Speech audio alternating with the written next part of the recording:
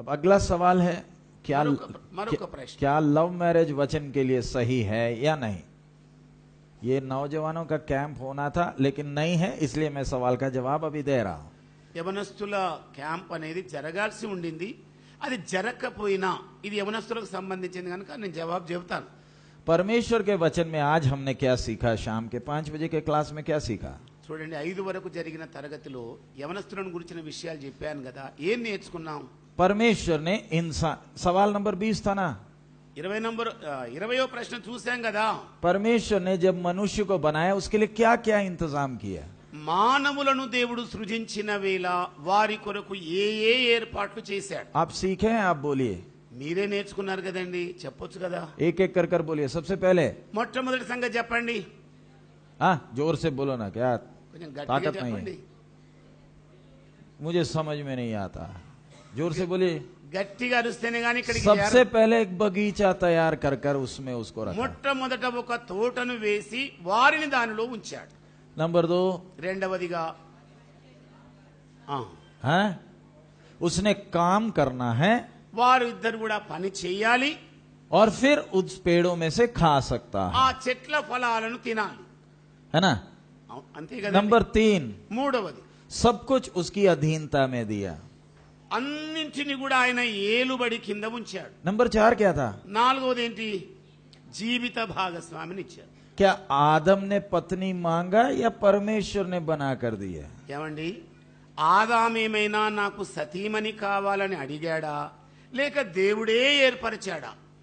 आदम सो रहा था, ఆదామేమో హాయిగా నిద్రపోతున్నాడు। सच है? వాస్తవమా కాదా? उसके बाद ఆ తర్వాత उसके सामने एक कड़ा है, చూసేసరికల్లా ఒక ఆవిడ నుంచుంది। उसे नहीं मालूम था। ఆయనకు అసలే తెలియదు। परमेश्वर ने कहा मनुष्य का अकेला रहना अच्छा नहीं। నరుడు ఒంటరిగా ఉండుట మంచిది కాదు అన్న ఆలోచన దేవునికే వచ్చింది। ये शादी के विषय का सिद्धांत है, पत्थर में खोद कर रख लेना, लिखना नहीं, मिट जाएगा, खोद लेना ताकि कभी मिटेगा नहीं।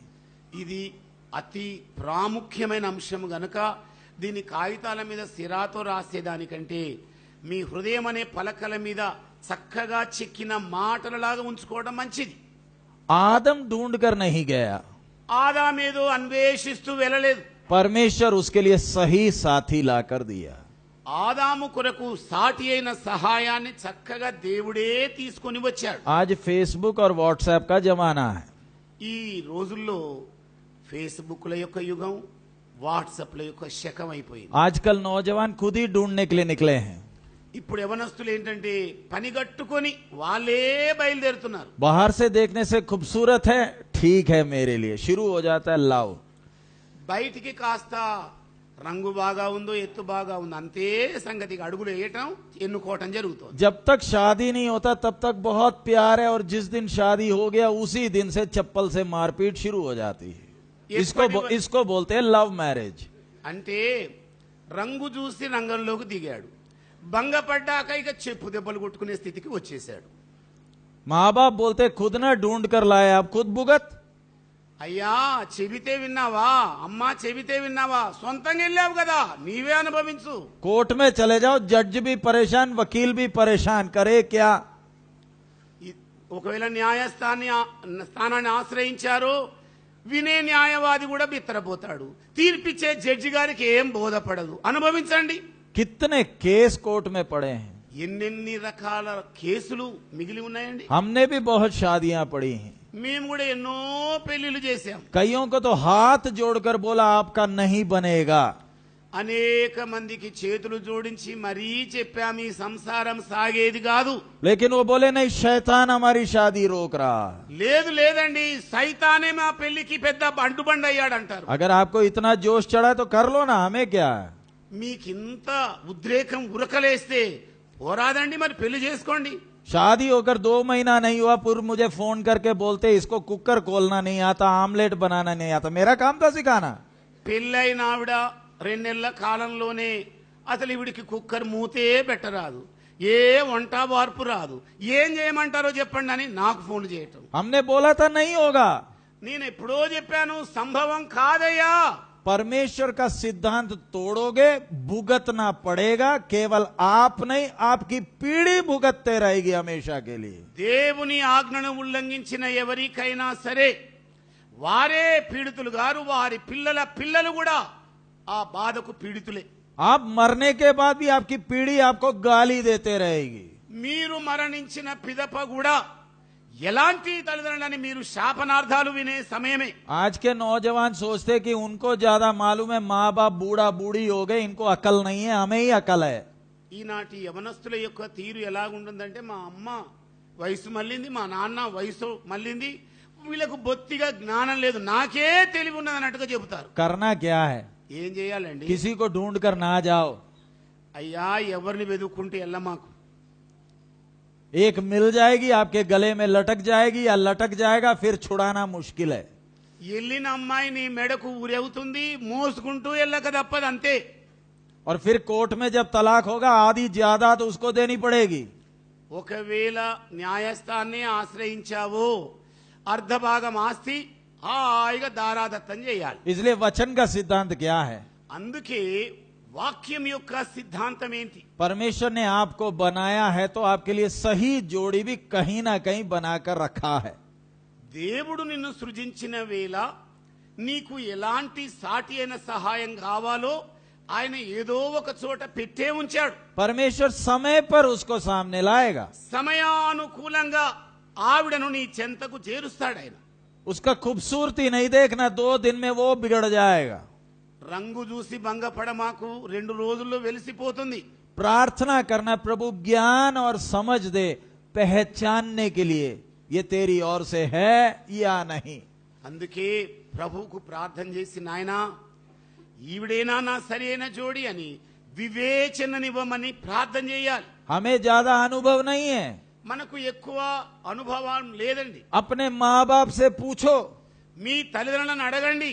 दुनिया में आपको अगर प्यार करने वाला कोई है तो आपका माँ और बाप है। कुछ भी हो जाए आखिरी तो उनके पास तो जा सकते हो ना।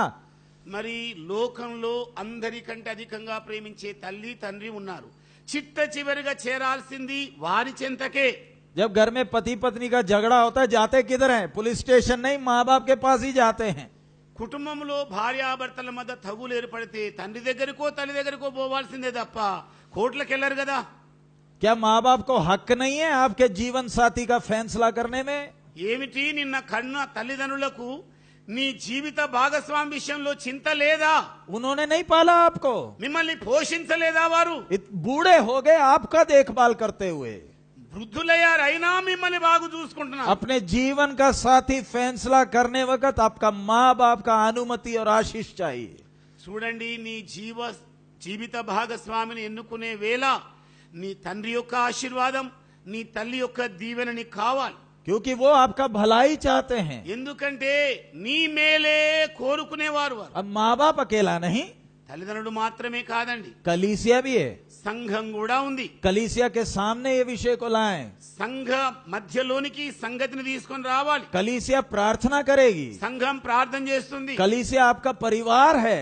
సంఘమే మీ అసలైన కుటుంబం। आपको सब बातें समझ में नहीं आता है। అన్ని సంగతులు మీకు బోధపడవు। जब प्यार होता है तो कमी कहीं दिखाई नहीं देती है। ఈ ప్రేమ ఉప్పొంగితే లోటుపాట్లు ఏవి కానరావు। जब शादी हो जाता है फिर उसके बाद सब कुछ दिखने लगता है। పెళ్ళైన తర్వాత ఒక్కటొక్కటిగా ప్రస్ఫుటంగా అద్దంలాగా ముందుకు వస్తుంది। शुरू में तो खून भी निकाल कर अपना नाम लिख देंगे, इतना प्रेम का भूत चढ़ा होता। ఆరంభంలో అమ్మాయి కొరకు రక్తం తీసి మరి పేరు రాసుకునేంత ప్రేమ పుడుతుంది। अपना नाम भी गाड़ कर लिख देते हैं इसमें। అంటే అమ్మాయి పేరు హాయిగా ఈ చేతి మీద చెక్కుకున్నట్టుగా పెట్టుకుంటాం। इसलिए वचन का सिस्टम क्या है? అందుకేనండి వాక్యం యొక్క పద్ధతి ఏంటి? जिसको परमेश्वर लाता है उससे प्रेम करना। ఎవరైతే దేవుణ్ణి నీ దగ్గరికి తీసుకొని వస్తారో ఆవిడనే ప్రేమించాలి। समझ में आया? అర్థమవుతుందండి? उसके लिए एक वचन में उदाहरण, దానిలో ఒక వాక్యాధారం ఉంది। इसहाक। ఇస్సాకునే తీసుకోండి। वो लड़की ढूंढकर कहीं नहीं गया, ఆయన అమ్మాయిని వెతుక్కుంటూ అక్కడ ఇక్కడ వెళ్ళలేదు। एलियाजर सही को लेकर आया। ఎలియాజరు సరి అయిన భాగస్వామిని తోడుకొని వచ్చాడు। इसलिए आपका प्रार्थना क्या होना? అందుచేతనే మీ ప్రార్థన ఎలాగుండాలి? प्रभु तूने जिसको तैयार किया उसको पहचानने के लिए मुझे ज्ञान और समझ दे। ఓ ప్రభువా, నా కొరకు సిద్ధపరిచిన అమ్మాయిని గ్రహించగలిగిన వివేచన శక్తి నాకు దయచేయమని ప్రార్థన చేయాలి. अब अगली एक और बात आप नौजवानों से मुझे कहना है। యవనస్తులైన వారందరి కొరకు నా మరొక్క మనవి, आपका बेसिक पढ़ाई होने के बाद सबसे पहला जिम्मेवारी नौकरी नहीं है, एक जीवन साथी है। చూడండి, మీరు చక్కగా చదువు సంధ్యను ముగించుకున్నాక మొట్టమొదట ఉద్యోగం చేయడం కంటే ప్రధానంగా మీ జీవిత భాగస్వామి కొరకు మీరు వెతకాలి. आज लोगों को क्या है, पढ़ाई कर लिया, अच्छा नौकरी मिल जाए, उसके बाद जीवन साथी ढूंढेंगे। ఈ దినాల్లో చాలా మంది అపోహలు ఎలాగుంటాయంటే, చదువు అయిపోయింది, ఉద్యోగం దొరకాలి, చక్కటి ఉద్యోగం అయిన తర్వాత అప్పుడు భార్యను చేసుకోవాలన్న భావనలో ఉన్నారు. तब एक आती है, तब एक आता है, क्योंकि आपको अच्छा नौकरी, आपको नहीं प्यार करते, आपके नौकरी को प्यार करते हैं। समझ में आया? ఆ తరువాత అడుగుపెట్టే అమ్మాయి నిన్ను చూడదు, నీ ఉద్యోగాన్ని, నీ జీతాన్ని, దాన్ని చూసి వచ్చేస్తుంది. आजकल बहुत लोग बोलते हैं गवर्नमेंट नौकरी वाला चाहिए। हाँ, काम चोर, जो काम में कभी नहीं जाएगा, घर में बैठकर तनख्वाह मिलती है, लोगों को ऐसे चाहिए। ఇంకా కొంతమంది అమ్మాయిలకు ఎలాంటి ఆశ ఉంటుందంటే ప్రభుత్వ ఉద్యోగి కావాలి. అసలు వాస్తవంగా ప్రభుత్వ ఉద్యోగం అంతా దొంగ ఎవరు ఉండరు, అసలు పనికి రాకుండా ఉంటారు వాళ్ళు. అలాంటి వాళ్ళని వీళ్ళు కోరుకుంటారు. सब सरकारी नौकर चोर नहीं है, लेकिन ज्यादातर ऐसी है। देखा होगा ना, 10 बजे ड्यूटी जाना, ये भाई साहब 11 बजे घर से निकलता है, 4 बजे छुट्टी होनी, ये 2 बजे घर आकर बैठ जाता है। इसको बोलते हैं गवर्नमेंट नौकर। అంటే అందరూ ప్రభుత్వ ఉద్యోగులు దొంగలు కాదండి, పని లేని వాళ్ళు కారు, కొద్ది మంది ఉన్నారు. 10 గంటలకు ఉద్యోగం అంటే 11 గంటలకు బయలుదేరతారు ప్రభుత్వులు, సెలవు దినం 2 గంటలకంటే 4 గంటలకు వెళ్తారు వీళ్ళు. ఇలా आजकल बच्चों के उम्र हो गया, हम बोलते पढ़ाई हो गया ना, लड़का ढूंढने लगे। नहीं, अभी नहीं लड़का ढूंढना, नौकरी करना है, नौकरी के बाद तब कोई बूढ़ा बूढ़ी मिलेगा, उससे कर लेना। ఇప్పుడు చదువు అయిపోయాక యవన ప్రాయంలో ఉన్నప్పుడు, నాన్న పెళ్లి చేసుకోయ్యా, అమ్మ పెళ్లి చేసుకుంటా, వద్దు వద్దు, నాకు ఉద్యోగం వచ్చిన తర్వాతనే పెళ్లి అంటే, పెళ్ళయ్యే నాటికి నువ్వు ముసలోడు అయిపోతా, నీకు దొరికేది కూడా ముసలావిడే దొరుకుద్ది. और उसी के साथ जीवन काटना। ఇక ఆవిడతోనే నీ జీవిత దినాలు గడపాలి. लड़की का काम नौकरी नहीं है, लड़की का काम घर देखभाल करना है, लड़के का काम है घर संभालना। చూడండి, మగవాడేమో ఇంటిని బావుగా ఏలాలి, ఇల్లాలేమో ఇంటిని చక్కదిద్దగలిగిన గుణవతి కావాలి. आजकल के जमाने दोनों काम करते, बच्चे दोनों सड़क में हैं। ఈ రోజులు ఎలాగుంది, భార్యాభర్తలిద్దరు బయట ఉద్యోగాలు చేస్తే వారికి పుట్టిన పిల్లలేమో వీధిలో తిరగడం మొదలైపోయి. उनको मेहनत करके पढ़ाया, बाप और माँ बूढ़ा बूढ़ी हो गए, उठाकर ओल्ड एज होम में डाल दिया, उधर बैठकर गिनती करना मौत के लिए। ఇలాగా పెంచబడ్డ వాళ్ళు, వీధిలో తిరిగిన వాళ్ళు, తల్లిదండ్రులు వృద్ధులయ్యాక ఏం చేస్తారంటే, వాళ్ళకు ఉద్యోగం రాగానే ఈ ముసలోలో నా చూసుకునేది, హాయిగా వృద్ధాశ్రమంలో పడేయాలి, ఊపిరి తీసుకోవాలన్న చందంగా ఉంది. ध्यान रखना, आपके जीवन में परमेश्वर 2 को नहीं लाएगा, 1 को लाएगा, परमेश्वर के समय में, आपके समय में नहीं। చూడండి, మీ కొరకు దేవుడు 2 అమ్మాయిలను ఎన్నడూ సిద్ధం చేయడు, ఒక్కరినే ఉంచుతాడు. ఆ సరి అయిన సమయంలో నువ్వు వేచి ఉన్న వ్యక్తివైతే ఆయన నీ దగ్గరకు తీసుకొని వస్తాడు. परमेश्वर अपना काम अपने समय में करता है, आपके समय में नहीं। దేవుడు ఎన్నడూ కూడా నీవు కోరిన సమయంలో కార్యం చేయడు గాని తన సమయమందు తగిన కాలమందు ఆయన కార్యం చేస్తాడు. सो इसलिए आप और मैं, हमने ध्यान रखना है परमेश्वर के कामों को समझने के लिए। మీరు గాని మేము కానివ్వండి, దేవుడు చేయు కార్యములను మనము గమనించగలిగిన వాళ్ళం కావాలి. परमेश्वर अपने समय में एक को लेकर आएगा। సమయానుకూలంగా సరి అయిన జోడిని దేవుడే తోడుకొని తెస్తాడు. कई लोग हमारे पास सलाह के लिए आते, मैं बोला क्या आपके जीवन में कोई परमेश्वर लाया था? मुड़कर सोचो। నా దగ్గరికి వచ్చి అడిగే వాళ్లకు నేను ఒకటే చెబుతాను, ఇదిగో ఒకనాడు ఎప్పుడైనా దేవుడు నీకు సరి అయిన వ్యక్తిని తీసుకొని వచ్చాడా గుర్తు చేసుకోమంటాను. मुड़कर देख, వెనక్కి తిరుగు చూసుకో ఒకసారి. शायद आई होगी, शायद आया होगा। अगर उसकी शादी नहीं हुई तो इसका मतलब तेरे लिए वो ही था, अगर शादी होगी तो तू गया।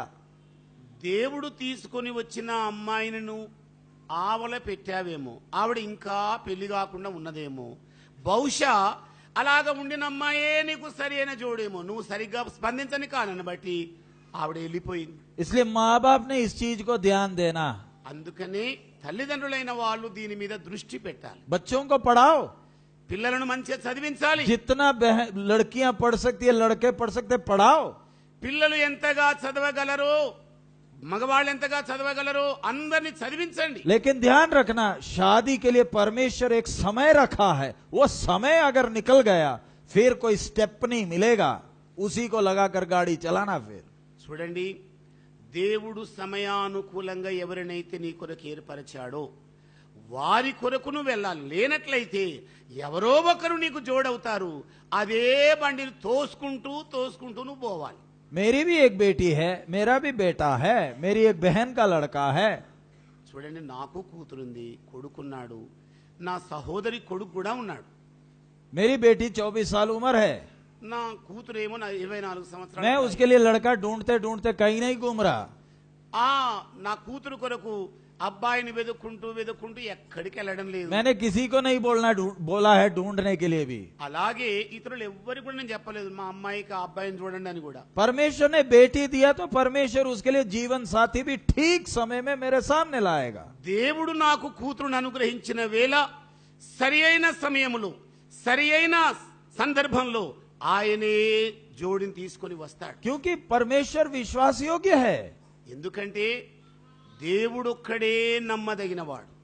और परमेश्वर से प्रार्थना यही करते, प्रभु पहचानने के लिए ज्ञान और समझ दे. దేవునికి ఒకటే ప్రార్థన చేయాలయ్యా, ఆ సమయాన్ని ఆ సందర్భాన్ని ఎరగగలిగిన వివేచన నాకు ఇవ్వు. इसलिए माँ बाप से मेरा विनती है, नौजवानों से भी विनती है, परमेश्वर की इच्छा को पहचानने के लिए परमेश्वर से ज्ञान और समझ मांगे. అందుకే తల్లిదండ్రులైన వారికి విజ్ఞప్తి, అలాగే పెళ్లి కాబోయే వారికి నా విజ్ఞప్తి ఏంటంటే, సరి అయిన సమయంలో సరి అయిన సందర్భంలో దేవుడే తీసుకొని వస్తాడు. माँ बाप से पूछें, తల్లిదండ్రులను అడగండి, कलीसिया से पूछें, సంఘాన్ని అడగండి. क्योंकि कई बातें छुपी हुई होती है, किसी को मालूम नहीं चलता, बाद में मालूम चलता. అనేక విషయాలు గుప్తంగా ఉండిపోతాయి, తరువాతగానే అవి తేట తెల్లం కావు. शादी दो व्यक्तियों का नहीं है, दो परिवारों का है. చూడండి, పెళ్లి అనేది ఇద్దరి వ్యక్తుల సమ్మిళితమైనది కాదు గాని రెండు కుటుంబాల సమ్మిళితమైనది. आपकी पीढ़ियों को असर करेगा.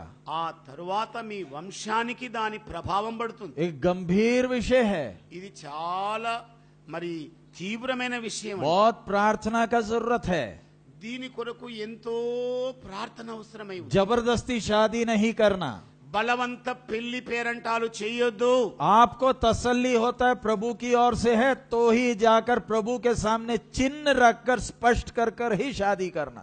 దేవుని వైపు నుండి వచ్చిన సంకేతం ఇదే, ఈ చిహ్నమే నాకు సంతృప్తిగా ఉందని అనిపించిన వేళ వారితో బియ్యంబుచ్చుకోండి. कोई स्वप्न देखकर या भविष्यवाणी सुनकर शादी नहीं करना, फिर जिंदगी भर रोते रहोगे. शैतान आपको कभी तंग करने भी नहीं आएगा, क्योंकि एक तो आ गया. కలలో స్వప్న కుమారిని చూశాను అనుకుంటావు, లేకపోతే ఎవరో ప్రవచనం చెప్పారు అనుకుంటావు. ఈ రెండింటి మీద ఆధారపడి పెళ్ళే చేసుకున్నావు, సైతాను కూడా మిమ్మల్ని బాధించడానికి అసలే రాడు, మీరే బాధపడాలి. मेरा एक परिचय का एक व्यक्ति के लिए उम्र हो गया, शादी के लिए लड़का ढूंढ रहे हैं. నాకు ఒక బాగా సుపరిచితులైన వ్యక్తి ఉన్న అమ్మాయి ఉంది. ఆ సరైన అబ్బాయి కొరకు ఒకటే రీతిగా వెతుకుతున్నారు వాళ్ళు. बात क्या, उसकी उम्र 34 होगी. अभी इसके लिए लड़का कहां से ढूंढे? उम्र 34 है, कोई बूढ़ा ना मिलेगा. ఆ అమ్మాయి రాను 34 వయసు సంవత్సరాల ప్రాయంలోనికి వచ్చింది. ఎలాంటి అబ్బాయిని చూడాలి? ముసలోని చూడక తప్పదు. इसका इंटरनेट में साइट में था, तो मैं जरा घुसने का कोशिश किया, मालूम तो करे इसका डिटेल्स क्या है. मालूम हैरानी क्या हो गई, मुझे प्रपोजल आने लगे. చూడండి, ఆ అమ్మాయి కొరకు ఏదో చేద్దాంలే అని నేను ప్రయత్నాలు మొదలు పెడితే ఇలాగ ప్రయత్నాలు చేస్తున్న నాకే ఎసరు పెట్టే పరిస్థితి వచ్చేసింది. और हैरानी क्या है, मेरे को आने वाला प्रपोजल जब देखा तो 34, 35, 36, 37 साल की लड़कियां हैं, अभी तक शादी नहीं हुआ. इनको कौन करेगा? చూడండి, పెళ్లి కొరకు ఎదురు చూస్తున్న అమ్మాయిల యొక్క వయసు 32, 34, 36 ఇలాగ పెరుగుతూ వచ్చింది.